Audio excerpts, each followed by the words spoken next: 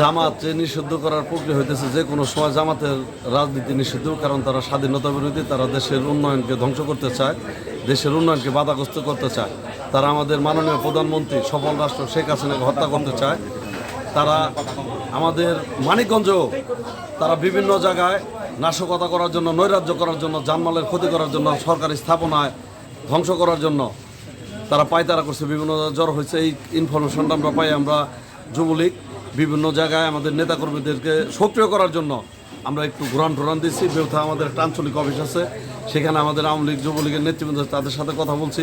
বাস স্ট্যান্ডে আমাদের দলের যারা নেতৃবৃন্দ আছে, আওয়ামী লীগের যারা নেতৃবৃন্দ আছে, তাদের সাথে আমরা পরামর্শ করছি কীভাবে জামাতের বিএনপির সন্ত্রাস নৈরাজ্যকে আমরা মোকাবেলা করে জনগণের জানমালের নিরাপত্তা নিশ্চিত করতে পারি। জনগণের জানমালের ক্ষতি করতে পারে, আওয়ামী লীগের নেতাকর্মীদেরকে হত্যার উদ্দেশ্যে হামলা করতে পারে।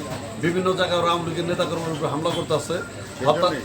সেই কারণে আমরা যুবলীগ, ছাত্রলীগ, আওয়ামী লীগের নেতাকর্মীরা যৌথভাবে আমরা ঐক্যবদ্ধভাবে এই জামাত বিএনপির সন্ত্রাস নৈরাজ্য মোকাবেলা করার জন্য আমরা বিভিন্ন ওয়ার্ড পর্যায়ের নেতাকর্মীদেরকে সক্রিয় করার জন্য আমরা আহ্বান করছি।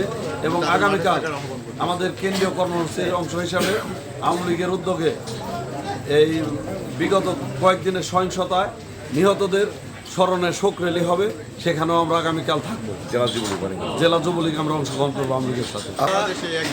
সারা বাংলাদেশে সব জেলা, উপজেলা, ইউনিয়ন এবং ওয়ার্ড পর্যায়ে আমাদের নেতাকর্মীরা সক্রিয় আছে, যেন জামাত বিএনপি জনগণের জানমালের কোনো ক্ষতি না করতে পারে, দেশে কোনো ধ্বংসাত্মক কর্মসূচি না করতে পারে। আপনারা টিভিতে এবং পত্রিকায় দেখেছেন তারা কিভাবে রাষ্ট্রীয় সম্পদের ক্ষতিগ্রস্ত করে জনগণকে হয়রানি করছে। কোটি কোটি টাকা, হাজার হাজার কোটি কোটি টাকার সরকারি সম্পদ তারা নষ্ট করছে।